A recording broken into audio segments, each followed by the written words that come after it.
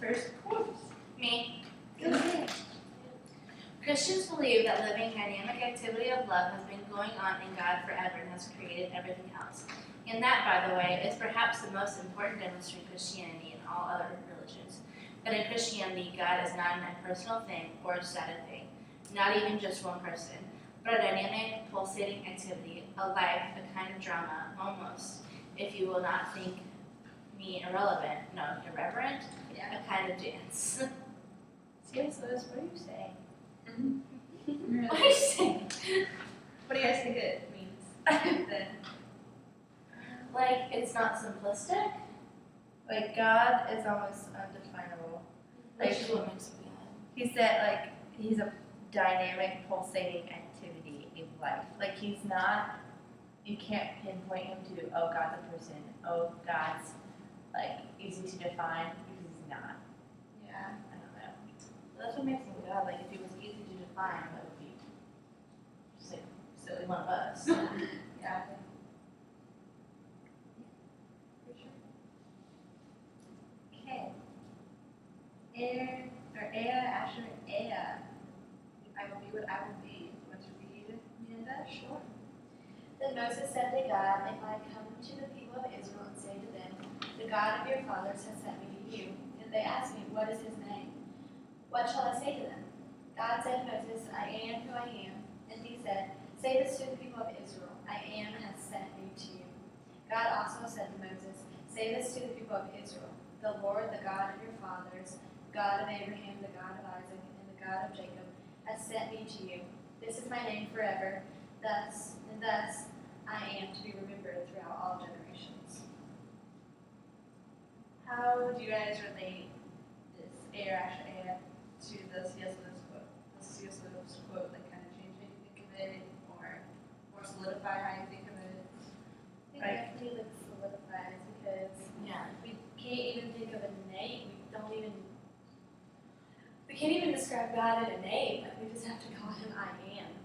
And like that's and then it says, this is my name forever. Like, I don't know, it just it further complicates who God is. It's really complicated.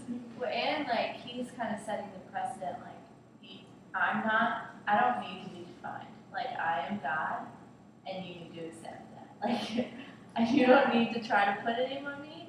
I'm, like, he doesn't even name himself. Like, and so he's saying, like, I am. Like, this is me. I exist. I think it's just because like God is everything. Everything we ever want, everything we ever need, everything good, everything we don't know we need. Yeah, it's crazy. And mindful. And it's almost like the only thing that you can define God as being is himself. I am who I am. I am me. You can't define me with any other words than me. Yeah. Yeah.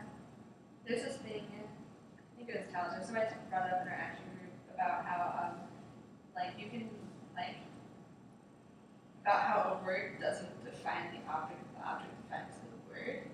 Like, you know, the word cup didn't exist before cups existed, type of thing. Oh yeah. And so, like, with that in mind, like, it's like, okay, so we have all these words that kind of go toward, like, helping to define God.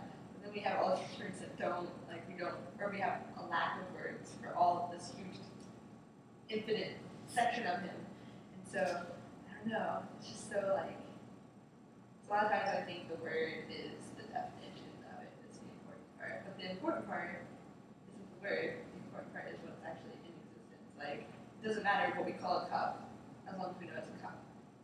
Yeah. It's like, okay, it'll hold water, it'll do everything I need it to, I can trust that for it. Like, we call it the Bugak, and then the same thing. It'd be a lot hard to say. The whole But- thing. Yeah, but I don't know, it's interesting. It's like, sometimes you don't even need to know everything about an object, or to have an exact name for it. Yeah. And you still know it's going to do everything that you need it to. Yeah, it's an interesting perspective. I think it's cool too, like you saying that like God cares more about us understanding like who He is rather than labeling who He is. Because like I know a lot of times we can know facts and know like names for things, but we don't fully understand what it means. And like, so like, I can know that that's a frappuccino, but until I drink it, I won't know what it is. And like, I could say, oh, that's a frappuccino, but you don't really understand like what. Until like, so God is so personal, like he would rather us just know, oh, it's God, and not have to put a label on it. Like, he'd rather us know him, just internally know him, than know his name. Yeah.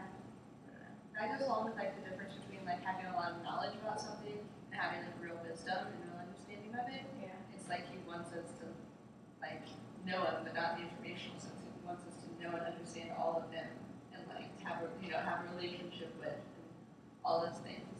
Absolutely. That's a really good point.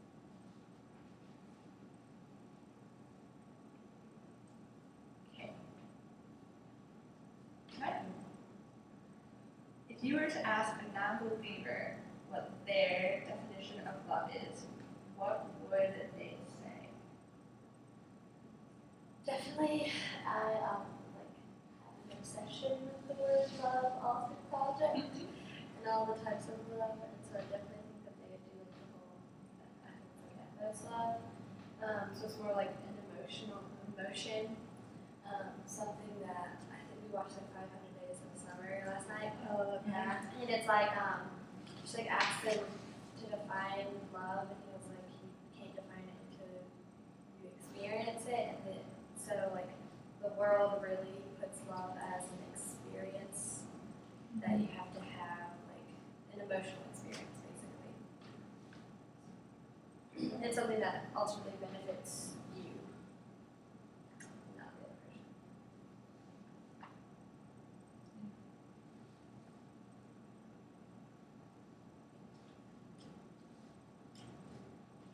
Even if you ask people who are in like a relationship, what do you like about that person?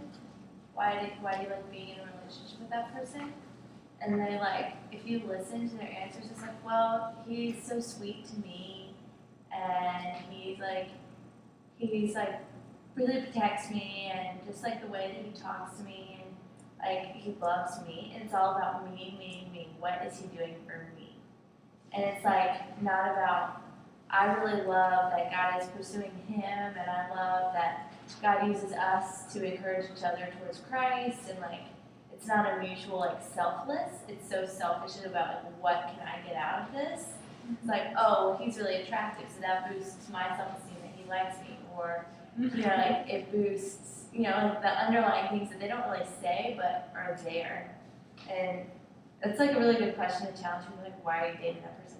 Even like Ashlyn asked me that the other day, and I was like, about me and Will, and like just being asked that every so often, like reminding yourself, like, why am I dating this person? And like why do I say that? Like why do I tell Will that I love him? And like what kind of love am I really showing him? I don't know. Yeah. It's like really, Ashlyn. I know. I know, that's what I said. Oh, that show. She's so challenging. She is. I know, really she's strong. a Jones right to the point. No. And she like looks at you, and I feel like she's looking at your soul. I know. Yeah. Yeah. Her eyelashes like open. Oh yeah. Feeling right open. I feel like you could see the depths of my heart right now. That's just great. Okay. Love. What are the first 5 things that come to your head? Or come to your mind? They change your mind a lot versus yours. They were tired when they wrote my version. I really think, seriously, I think of the fire too. I don't know why. Fire? That should not be like a bad I'm going to write her. I don't know, I think of God. And then I think of love, I love it. And that's like the definition. I love the word beloved because I'm like being loved. That's what I see when I like look at it. It's just like so cool.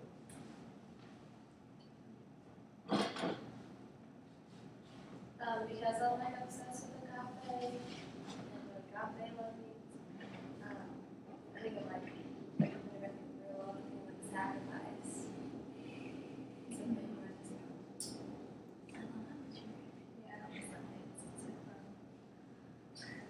I think for me, like, sacrifice is a big one.